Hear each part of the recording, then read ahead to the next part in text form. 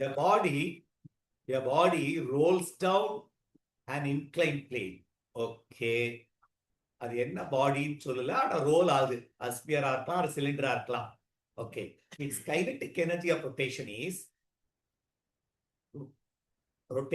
40% of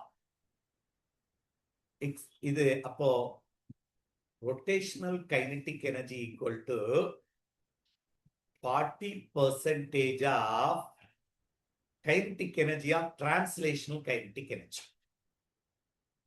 Then the body is clear. ரொம்ப ஈஸியான question. அப்ப எப்படி இந்த சம்ம சால்வ் பண்றது? rotational kinetic energy is equal to 40% of translational kinetic energy. இதுல இருந்து இது என்ன ஷேப்னு எப்படி கண்டுபிடிக்கலாம்னா, ஒரு பாடி இந்த ஃபார்முலா வந்து ஐய கண்டுபிடிக்கணும். ஐ கண்டுபிடிக்கலாம், ஆர் ரேடியஸ் ஆஃப் டைரக்ஷன் கண்டுபிடிச்சு எதுடைய வேல்யூ அது மேட்ச் ஆகும், அது ஆன்சர்.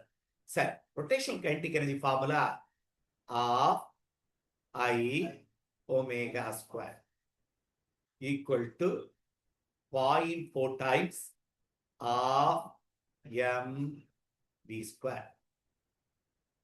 சரி, இதுக்கு அடுத்த ஸ்டெப் 0.4 ஆஃப் வி ஸ்கொயர். அப்போ half into I into omega இருக்க இடத்துல நம்ம எப்பவுமே வி பை ஆர் போட்டுடலாமா? V by R. அப்போ V square by R square equal to இதை எம்கே ஸ்கொயர் போட்டு ஐ பாரா, ஏன்னா ரேடியஸ் ஆஃப் கைரேஷன் தான் கண்டுபிடிக்கும். ஏன்னா அங்க இருக்க மாச காலி பண்ணிடணும். Half into M K square into V square by R equal to 0.4/2 என்னடா 0.2 into M V square. M cancel ஆயிடுச்சு. இந்த எம்மும் இந்த M cancel. V square cancel. அப்ப K square equal to cross multiply பண்ணா 2 இன்டு 0.2 என்னது 0.4 இன்டு ஆர் ஸ்கொயர். 0.4ன்றது எதுக்கு equal 1/2.5 R square, which is equal to 5/2 தான், சாரி 2/5 தானே. 1/2.5ன்றது 0.4. அப்போ